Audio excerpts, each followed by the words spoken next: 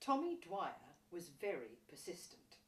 He had asked Edith out to dinner 6 times since he had first met her, and 6 times she had said no. He'd even stayed on for an extra 3 days at the hotel, in the hope of her finally agreeing. He now had 16 hours left, so it wasn't looking good. In his depression, he'd sought solace in the bar after lunch, and by 4 o'clock he was well on his way to perdition. He tried desperately to read the Times in an effort to look sober, but the words were swimming around the page, and it was making his head ache. "What's the matter with her?" he muttered under his breath. "Must be a bloody nun." Tommy wasn't used to rejection. Well, not at first. Women normally took their time to dislike him, but a first date was never usually a problem. It was the second that was a little bit more tricky, depending, of course, on how much he'd drunk on the first one. Well, he would have another go, and then it was back to London.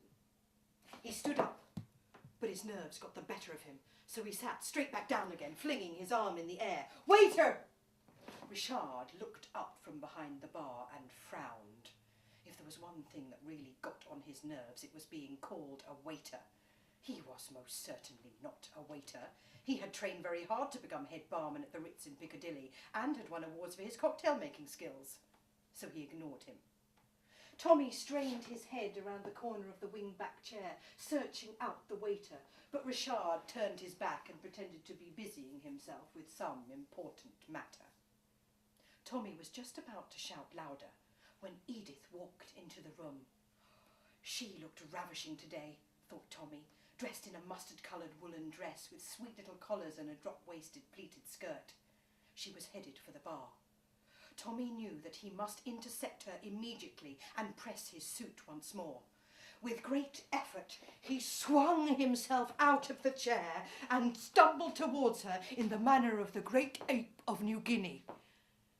There must have been a chink or ruche in the carpet, or maybe it was a peanut. In any case, Tommy caught the chiselled toe of his Italian shoe on it and went flying through the air, falling flat on his face with his arms outstretched before Edith, his goddess.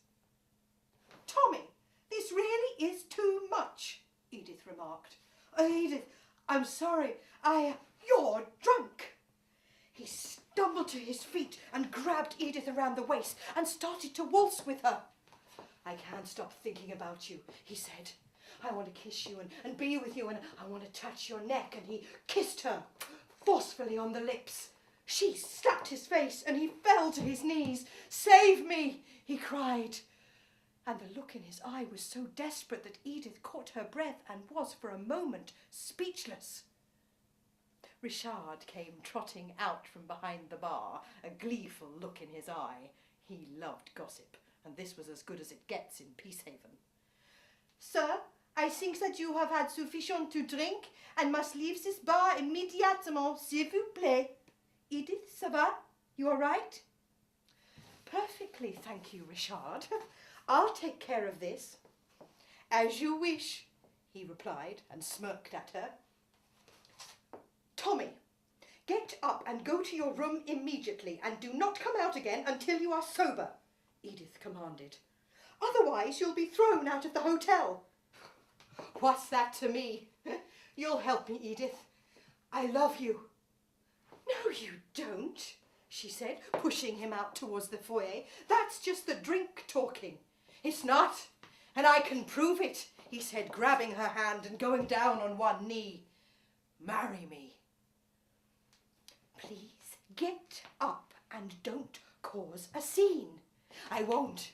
Not until you promise to have dinner with me tonight," Tommy urged. "Get up," Edith whispered loudly, as she saw the figure of Charles Neville coming out of the restaurant and into the foyer. "Now!" "Nope." Edith started to panic. She tried to pull him up with the hand that he was holding, but he was too strong for her. He started pulling back.